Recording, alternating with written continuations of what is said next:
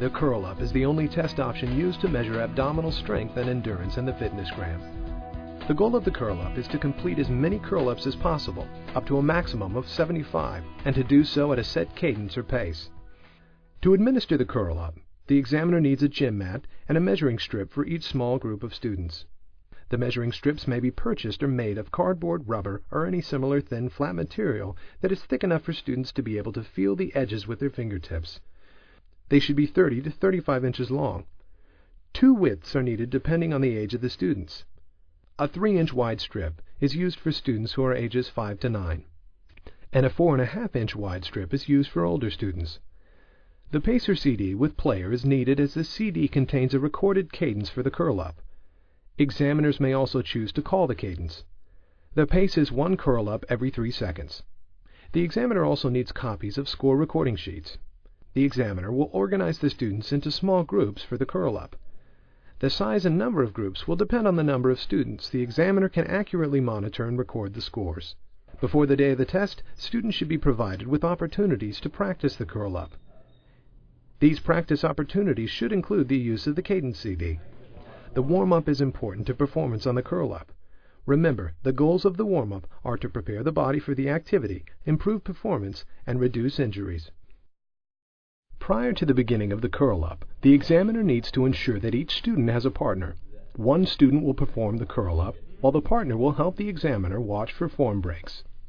The student performing the test lies with his back to the mat and face looking up. The knees are bent at a 140-degree angle, with feet flat on the mat, legs slightly apart. The arms are kept straight and parallel to the trunk, with the palms of the hands resting on the mat. The fingers are stretched out and the head is in contact with the mat. Once the student performing the curl-ups assumes the correct position, the partner places the measuring strip on the mat and under the bent legs. The measuring strip is moved so that the fingertips are just touching the nearest edge of the strip. The audio CD cadence will indicate up, down, and the number of curl-ups completed. With the pace called on the CD, students are signaled to start and perform each curl-up slowly. We'll begin the curl-ups now. Ready? Begin. Up, down, 1, up, down, 2. Movement should start with a slow curling up of the upper spine. Up, down, 4, up. The fingers should slide across the measuring strip until the fingertips reach the other edge of the strip. The student then slowly curls back down until the head touches the mat. Heels should be kept in contact with the mat at all times, and movement should be slow and continuous.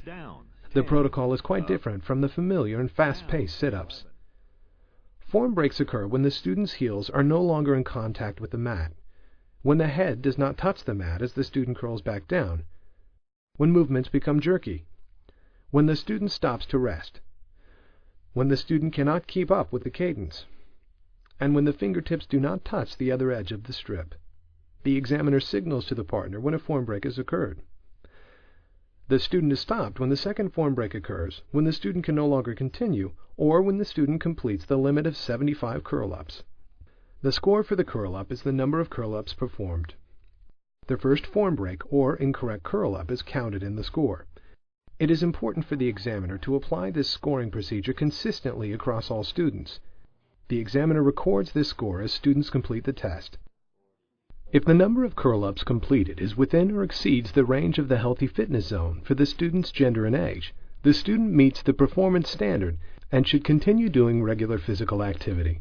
If the number of curl-ups falls below the range of the healthy fitness zone, this indicates that the student would benefit from physical activities designed to improve abdominal strength and endurance.